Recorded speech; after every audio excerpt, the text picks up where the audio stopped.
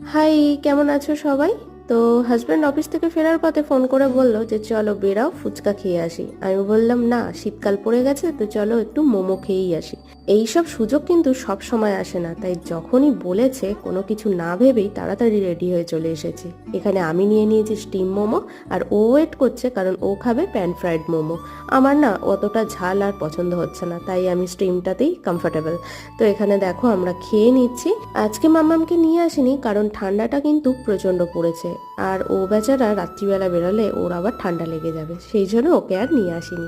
ব্যাস, আমাদের মোমো খাওয়া কমপ্লিট। আর রাস্তায় যেতে যেতে ফুচকা দেখে অমিত কিন্তু এখানে দাঁড়িয়ে গেছে। দেখো, শুধু কিন্তু মেয়েরা যে ফুচকা ভালোবাসে তা না, ছেলেরাও কিন্তু ফুচকা খায়। এই যে অমিত তার হচ্ছে উদাহরণ। আর আমিই বা বাদ যাবো কেন? আমি অমনি একটা বাটি নিয়ে নিলাম, বললাম আমাকে একটা দিয়ে দাও, আর বাকি ফুচকাগুলো মামামের জন্য নিয়ে নিয়েছি। চলো নেক্সট পার্টে সেটা শেয়ার করছি। টাটা।